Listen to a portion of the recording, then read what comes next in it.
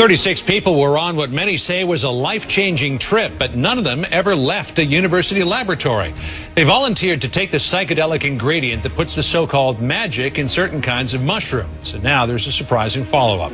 CNN's Carol Costello joins us live with the results. Carol, what's happening now? Well, John, maybe the hippies of the 60s weren't just on something. Maybe they were onto something. Scientists at Johns Hopkins now say magic mushrooms really can expand your mind, producing a kind of religious experience. 14 months ago, they gave dozens of volunteers magic mushrooms, and today, those volunteers are still feeling the effects.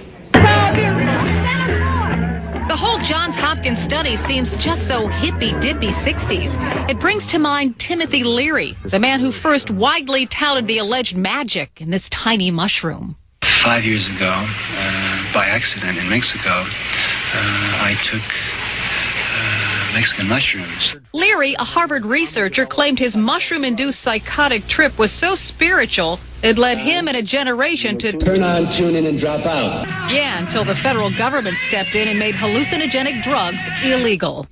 Fast forward to 2006 and this research room at Johns Hopkins.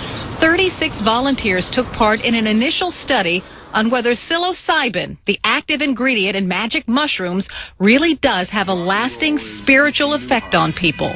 Dee Dee Osborne, a business consultant, volunteered to find out.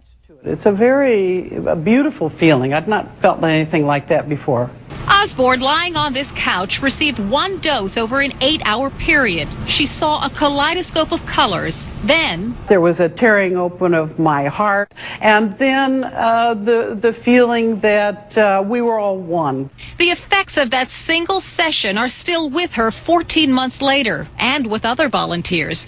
The study says at 2 months, the volunteers rated the experience as having spiritual significance and sustained positive changes in behavior.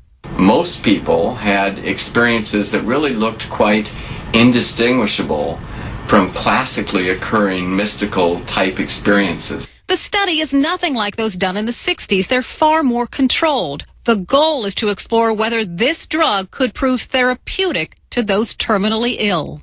Volunteers who are under psychological distress secondary to a cancer diagnosis.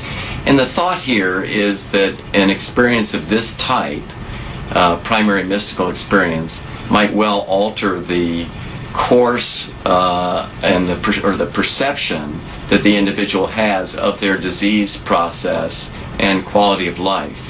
As for those volunteers who took that long, strange trip on Johns Hopkins' couch, the study says most have no regrets and feel their world is a better place because of it. Now, please keep in mind magic mushrooms are illegal in the United States, and they can be dangerous if taken without strict supervision. All of the volunteers in the Hopkins study were psychologically prepped for 6 to 9 months. Johns Hopkins scientists say the magic mushrooms can also produce fear and intense anxiety in some people. John? Fascinating study, Carol. I'm sure a lot of people are saying, where do we sign up? The gun lobby warns Barack Obama. If this were a dictatorship, it'd be a heck of a lot easier. Just so long as I'm the dictator.